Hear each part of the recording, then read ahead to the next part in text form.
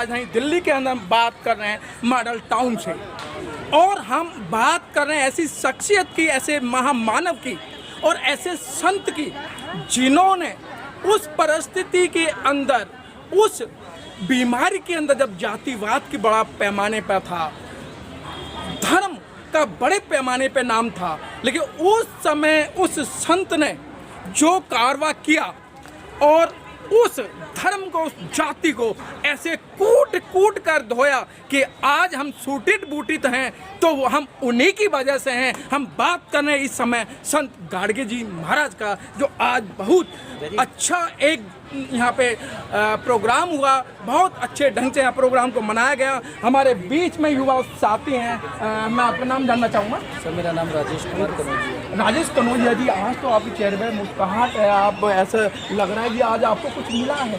क्या मिला आज आपको? सर, क्यों नहीं मिला, ये तो गर्व का विषय है जी कि हम अभी तक अनजान थे। अनजान थे। ठीक है, हम ना अनजान थे, ठीक।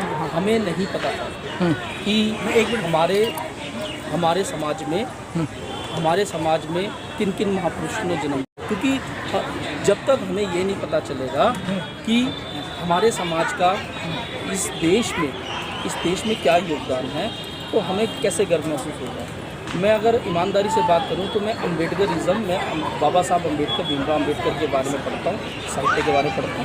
तो उसी क्रम में मुझे यहाँ पे अपने समाज में पैदा हुए संत गाडगे जी महाराज के बारे में पता चला। संत गाडगे जी महाराज जी के बारे में सर, संत गाडगे जी के कई कथन ऐसे हैं, और जिसने भारत का संविधान लिखा, जिसे महामानव कहते हैं, और विश्व रत्न प्राप्त डॉक्टर अम्बेडकर जी के वो सामाजिक गुरु थे।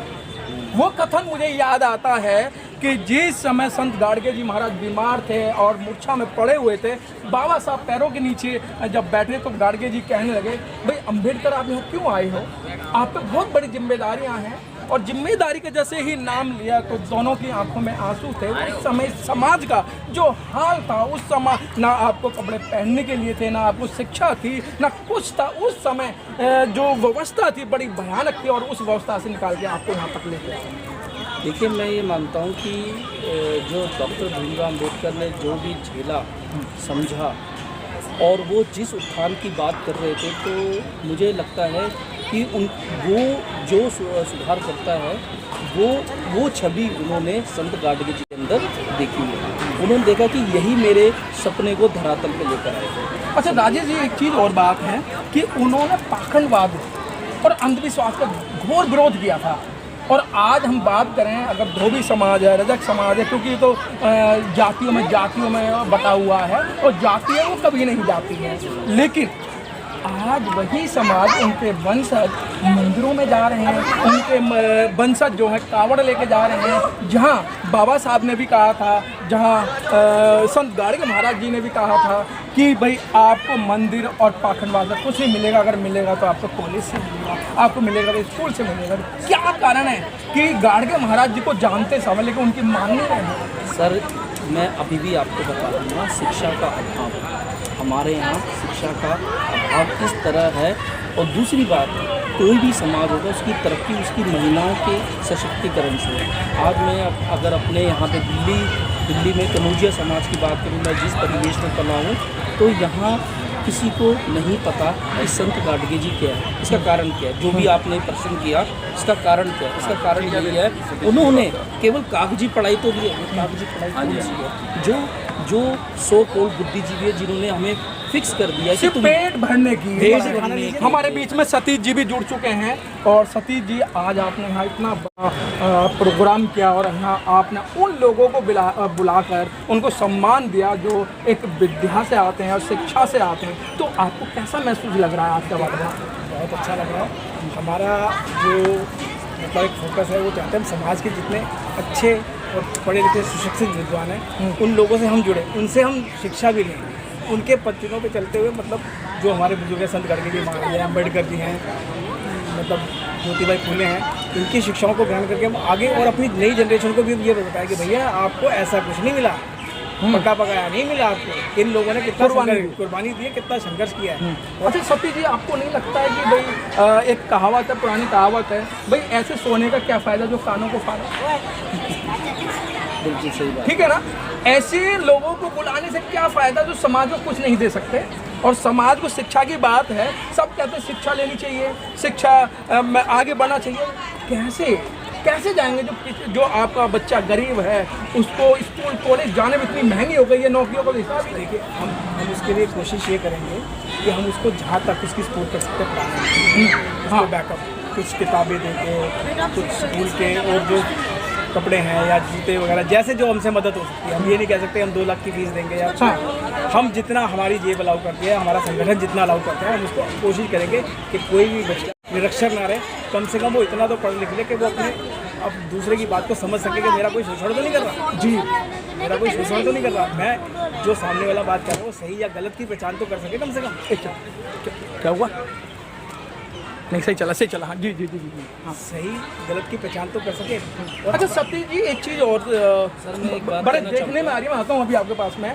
सतीश जी एक चीज़ और देखने में आ रही है, अच्छा संत गाडगे जी महाराज को, डॉक्टर भीमराव अंबेडकर को या गौतम बुद्ध को जानते सब हैं, लेकिन उनकी मान कोई नहीं रहा। अभी आपने देखा जितने भी वक्ता आए थे सब कह रहे थे, संत गाडगे महाराज जी कहते थे भाई रोटियों को हाथ पर रखकर खाओ लेकिन शिक्षा पहले दो। लेकिन आज तो लोग कह रहे हैं कि भाई हम हाथ पे नहीं, हम तो सोने की थाली चाहिए और चांदी की थाली चाहिए, लेकिन जो पीछे का समाज है उस पर कोई ध्यान नहीं दे रहा।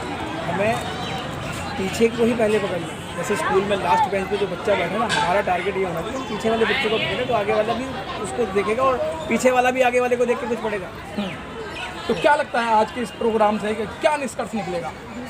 हमारा तो यही सोच रहे हैं कि हम अच्छा करेंगे और जो हमारे पीछे लोग हैं, क्योंकि हमारे पिताजी भी या माँ बाप भी कोई बहुत पढ़े लिखे नहीं थे, वो भी सिंपल से ही काम कर सकते। आज हम इस लायक बनाया तो वो पढ़ा लिखा के ही बनाया उन लोगों ने। बहुत अच्छी बात राजेश जी, फिर मैं आपके पास में आ गया हूँ। राजेश जी आज अगर कहीं आंदोलन निरक्षर ना रहे, कम से कम वो इतना तो पढ़ लिख ले कि वो अपने अब दूसरे की बात को समझ सके कि मेरा कोई शोषण तो नहीं कर रहा, जी मेरा कोई शोषण तो नहीं कर रहा, मैं जो सामने वाला बात कर रहा हूँ वो सही या गलत की पहचान तो कर सके कम से कम। क्या हुआ? नहीं सही चला हाँ जी। हाँ सही गलत की पहचान तो कर सके। अच्छा सतीश जी एक चीज़ और सर मैं एक बात बड़े कहना देखने में आ रही है, मैं आता हूँ अभी आपके पास में। सतीश जी एक चीज़ और देखने में आ रही है, अच्छा संत गाडगे जी महाराज को, डॉक्टर भीमराव अंबेडकर को या गौतम बुद्ध को जानते सब हैं, लेकिन उनकी मान कोई नहीं रहा। अभी आपने देखा जितने भी वक्ता आए थे सब कह रहे थे, संत गाडगे महाराज जी कहते थे भाई रोटियों को हाथ पर रखकर खाओ लेकिन शिक्षा पहले दो। लेकिन आज तो लोग कह रहे हैं कि भाई हम हाथ पे नहीं, हम तो सोने की थाली चाहिए और चांदी की थाली चाहिए, लेकिन जो पीछे का समाज है उस पर कोई ध्यान नहीं दे रहा। हमें पीछे को ही पहले पकड़ना। जैसे स्कूल में लास्ट बेंच पे जो बच्चा बैठा ना, हमारा टारगेट ये होना चाहिए पीछे वाले बच्चे को पकड़े तो आगे वाला भी उसको देखेगा और पीछे वाला भी आगे वाले को देख के कुछ पढ़ेगा। तो क्या लगता है आज के इस प्रोग्राम से कि क्या निष्कर्ष निकलेगा? हमारा तो यही सोच रहे हैं कि हम अच्छा करेंगे और जो हमारे पीछे लोग हैं, क्योंकि हमारे पिताजी भी या माँ बाप भी कोई बहुत पढ़े लिखे नहीं थे, वो भी सिंपल से ही काम कर सकते। आज हम इस लायक बनाया तो वो पढ़ा लिखा के ही बनाया उन लोगों ने। बहुत अच्छी बात राजेश जी, फिर मैं आपके पास में आ गया हूँ। राजेश जी आज अगर कहीं आंदोलन होता है और या कहीं अपना कुछ मांगने की बात आती है, तो आज भी जो हमारे युवा साथी कहते हैं कि हमें जो पक्का क्या बोलते हैं घाट बना के दो, लेकिन शिक्षा की बात नहीं करेंगे, नौकरियों की बात नहीं करेंगे। अरे जो बुजुर्गों ने जो जैसे बिताया, लेकिन आप एजुकेशन में आओ, कॉलेजों में जाओ, आप इस पक्के घाट को क्या करो, क्या मिल रहा है आपसे? सर देखिए समाज देखो 500 घंटे में बराबर नहीं होती। कुछ लोग ऐसे होते हैं जो अच्छे पढ़ जाते हैं, उसकी जिम्मेदारी थी कि समाज के लोगों को मार्गदर्शित करें। जी अगर हमारे युवा अगर पक्के घाट की बात कर रहे हैं तो प्रश्न ये उठता है कि कौन सी युवा जो पक्के घाट की बात कर रहे हैं, तो वो युवा है जो कहीं ना कहीं शिक्षा के क्षेत्र में पिछड़ गए हैं। ठीक है ना, अब आप ना इस काम को कोई ऐसा एक रूढ़िवाद वैसा नहीं देखे, वैसा ना समझे।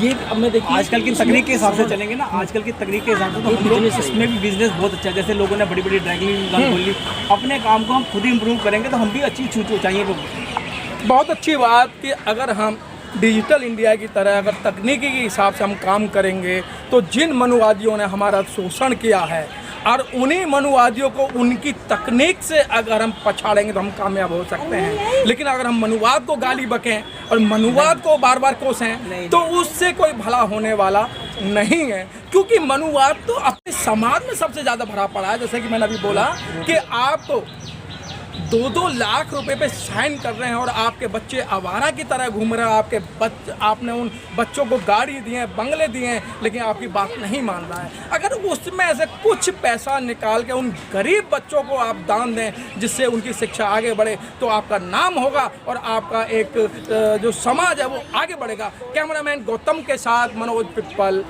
मॉडल टाउन, दिल्ली से। बहुत बढ़िया, बहुत बढ़िया। मनोज जी